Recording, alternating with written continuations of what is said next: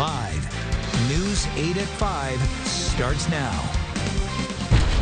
So the situation is grim. Mr. Dulos is hospitalized and his medical condition is dire.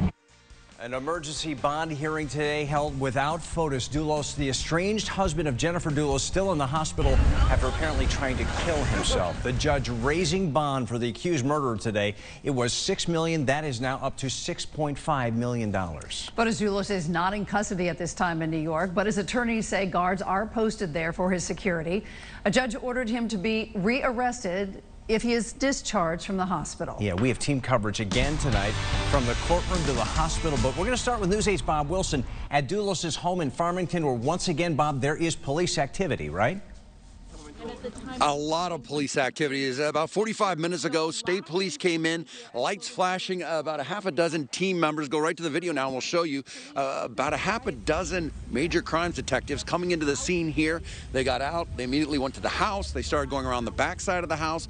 We are told that they are searching for evidence in there. We're not sure if this is a suicide or not. We're calling it an apparent suicide. They're looking to try to confirm that. They may be looking for a suicide note if it is a suicide, or anything that might broaden this case out, as they now have to figure out exactly what went on inside that garage. As they continue to work on that, we'll continue to bring you the details here. But right now, state police do have a complete barrier around the house, and they are using a lot of technology to survey the scene as well as they move forward, trying to figure out exactly what happened here. We'll keep you updated. I'm Bob Wilson reporting live in Farmington, News 8. All right, Bob, thanks. As we watch that, our team coverage continues now with News 8's Sabina Correa-Coast. She's live outside Stanford Superior Court, where an emergency bond hearing was held this afternoon. Sabina. Ann and Darren, this was a very short procedural hearing. Everything now hinges on whether or not Fotis Dulos will recover from whatever injuries he sustained during that attempted suicide.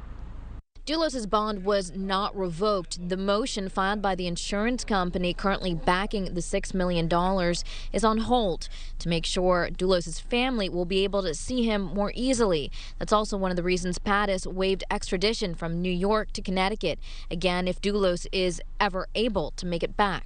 The judge did raise bond at the request of the state's attorney to $6.5 million, but he gave no indication as to why he raised it.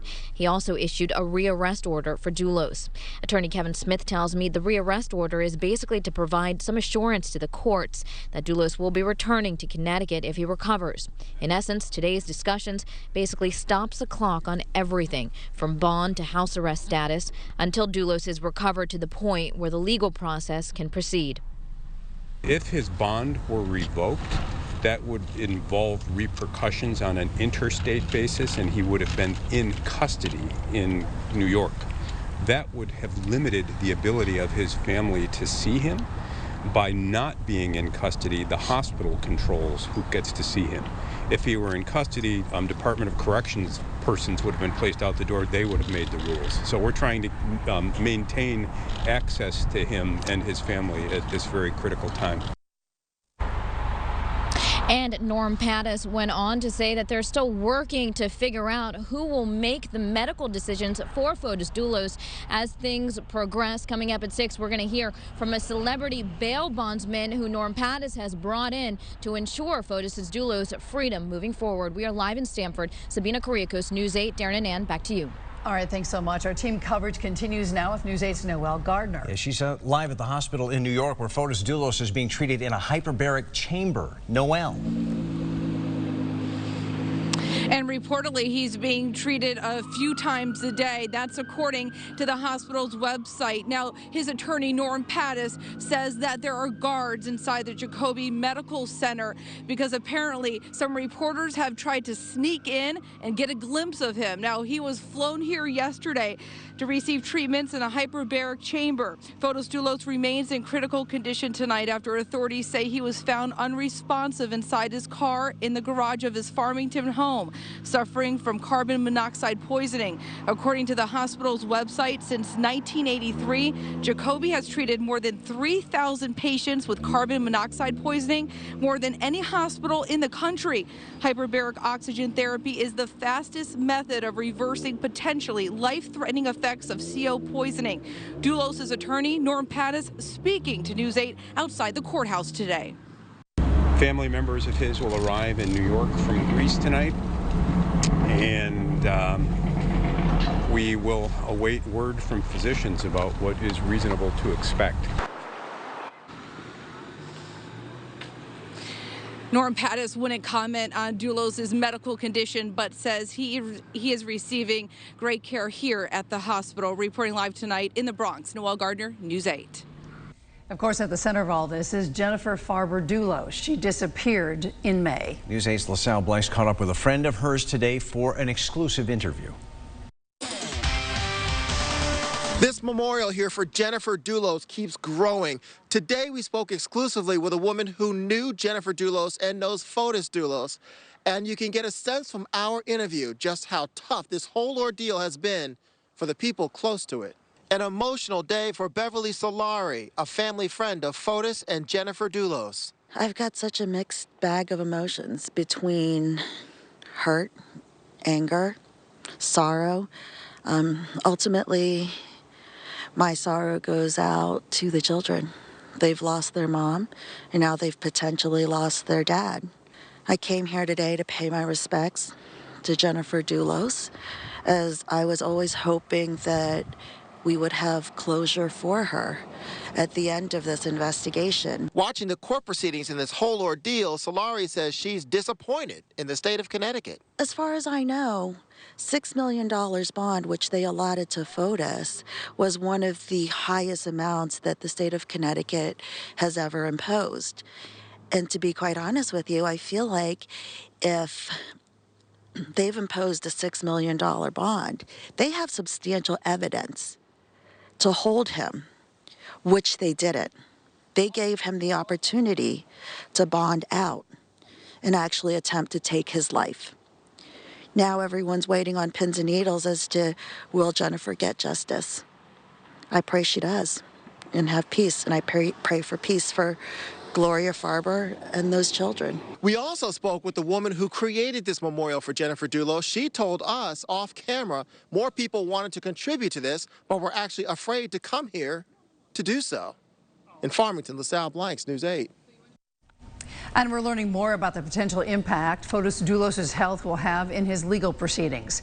Dulos is facing murder charges in the death of his missing estranged wife, Jennifer Dulos. A local attorney who spoke with News 8 says Dulos' medical condition is significant because it's unclear how he will recover. And even though he may be alive in the medical sense, he may have significant brain injury. And in Connecticut, if someone is incompetent, they cannot stand trial. So what would then happen is at some point he would be evaluated by medical doctors who would offer an opinion to the court as to whether or not he is competent, and if he's not, if there's a likelihood that he could be restored to competency. Dulos' attorney says if he recovers, his legal team will waive extradition. For everything related to the Dulos case, go to WTNH.com/Dulos or click the Dulos case button on the app. You'll find everything having to do with this case, from the disappearance of Jennifer back in May through today's latest updates in this case. You'll also find a complete timeline and full copies of the original arrest warrants, as well as expert analysis. All right, we'll have more on this as we go forward. But now check on your weather. Another decent day today. Fewer clouds. Here's meteorologist Joe Fury. Hi, thanks, Ann. Hi, everybody. All right, a gorgeous sunset going for us right now. 37 at Hartford. The breeze there a little bit today, but the look just superb. And the breeze there a little bit too, again, up at about 10 miles per hour. Makes it feel a little bit more like the upper 20s to low 30s. 39 New Haven right now is not bad. 37 at Hartford. Clear sky overnight tonight. Teens in many spots to start the day tomorrow.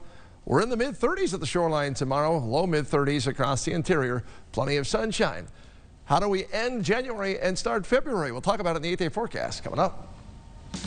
Some breaking news out of Middletown. Middlesex Health is limiting visitors because of the flu. This includes the hospital's main campus and surgical location in Middletown, along with 2 emergency departments in Westbrook and Marlborough. 20 people in Connecticut have died because of the flu this season.